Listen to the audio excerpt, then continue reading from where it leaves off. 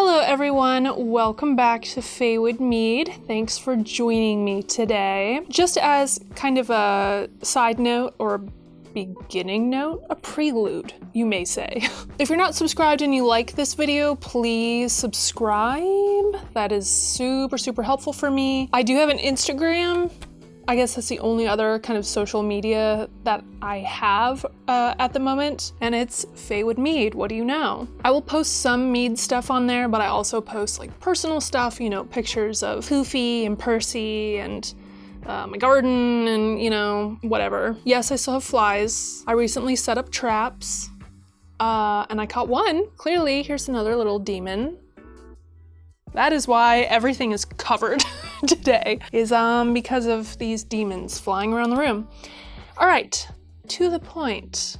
Blackberry Lavender. Oh my God, I have been planning this mead for so long. I have blackberries in the freezer. They've been there for like a long time. I'm gonna have to check them before secondary. So I read through various forums and, you know, just looking at different recipes, right? Like professional recipes and books and things like that, that blackberries I think are typically added in secondary, not primary. So I will not be fermenting the fruit. I'll be adding them after I stabilize. So anyways, I have a very short sort of information intro today. Not, you know, not anything crazy. So as usual, if you don't care about this kind of stuff, today it should be very short. But here's a timestamp of where I kind of just get started with what I'm doing and what I'm adding today, you know, whatever. Blackberries, we'll just start there. Blackberries are native to several continents, actually. They're native to Asia, Europe, and North and South America. There's actually quite a bit of lore, specifically Christian lore, surrounding blackberries. So if you're interested, I mean, it's really easy to find online. I found all of my information off of Wikipedia. Because they include classic like folklore stories and stuff in their like about section of a particular plant. In Celtic lore, they say that the blackberry is a fey fruit, therefore it's unlucky to eat it. However, for some reason, wine is okay. I don't know why. I mean, you're still consuming it, but it does get transformed. Anyway, there is some Christian lore surrounding Christ's crown of thorns, that is actually a bramble crown for blackberries. So it's because he wore his crown of thorns that the fruit on it went from red to black. I guess he turned raspberries into blackberries in a way. And then another tale to summarize, because this one was actually a little bit longer, is that when Lucifer was cast down from heaven, that he landed in a bramble bush and it made him real mad. He hated it. So he got really upset and he cursed them. So blackberries are cursed and he made them ugly by turning them black. And there was something about like St. Michael's Day, after Michael's Day, I think it is, forgive me, I didn't write it. He will stomp on them like a grape stomping. And so it's considered bad luck to harvest them after that day. You don't want to do that. And then, you know, blackberries, there's a little bit of health information. It was more so like vitamins. So they are known to be very high in vitamin C, fiber, vitamin K, and manganese. I read something where they may be good for like diabetes and blood sugar control, stuff like that, and heart disease or something, but I didn't look too far into it. And it was, I don't know, there's stuff written on like Healthline that you can look at if you're interested. So the other section to this mead is of course the lavender. Yeah, there's not a lot on lavender, actually. I was kind of surprised. Not that I like deep dived, I really didn't. I don't like super deep dive for any of this stuff. So it's very easy to find everything.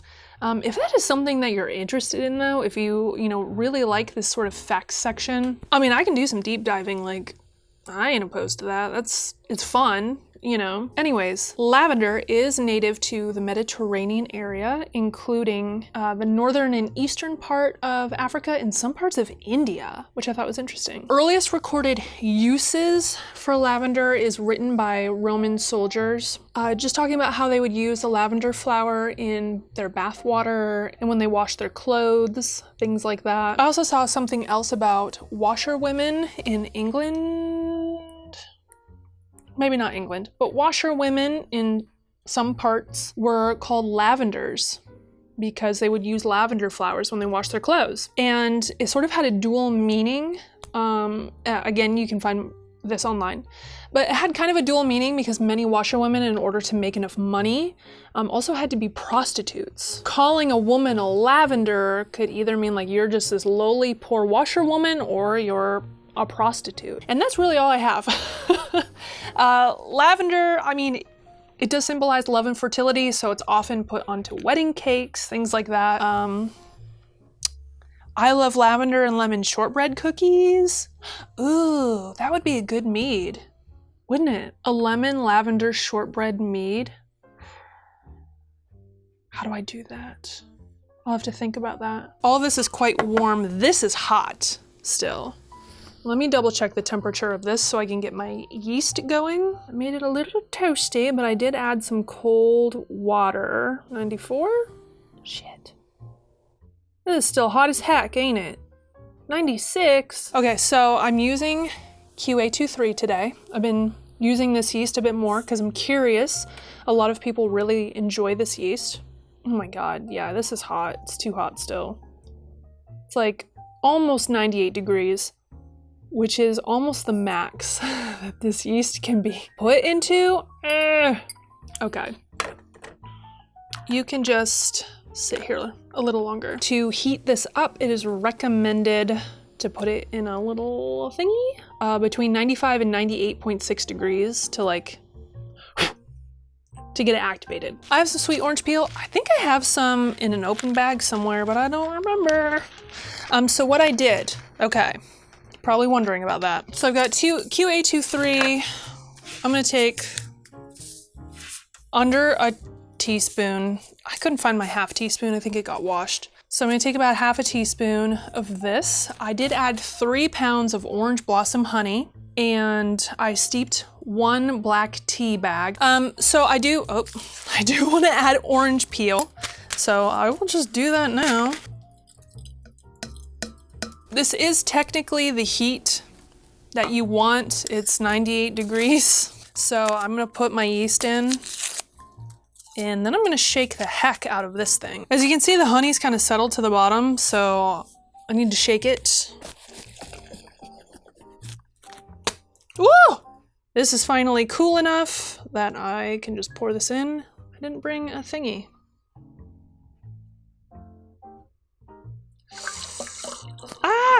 So our base is sort of like a fancy traditional, right? We've got black tea, we've got orange peel. I put 3 pounds.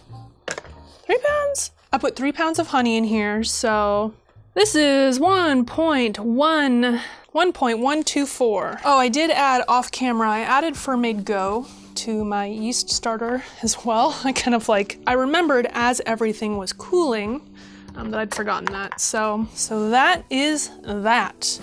The nutrient schedule I use is what's recommended for Mead K, which is adding, it's like a gram per, it's just over a gram of Mead K per gram of yeast. I used about a gram of yeast, so I'm gonna add a gram of Mead K, which is like a half a teaspoon, between 12 and 24 hours from now. And then I will add another one. I usually wait between 5 and 7 days to add that one. That's kind of around the, what is it, a third or 2/3 sugar break?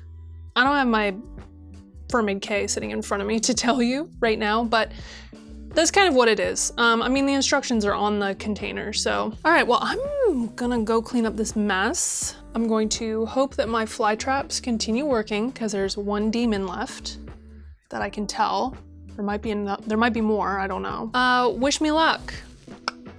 And I will see you next time. When this is finished, we will stabilize and add all the lavender and the fruit and stuff. So fingers crossed. I'm so excited to revisit this. I think I was starting to say that this was a mead that I had made at the very beginning. It's the second mead I made, Blackberry Lavender Vanilla, and it tasted awful. Awful. Oh my God. But I did everything wrong at that time. So this should be much better. Much, much better than that one. Anyway, thank you so much for sticking around. I appreciate you. See you next time. Bye.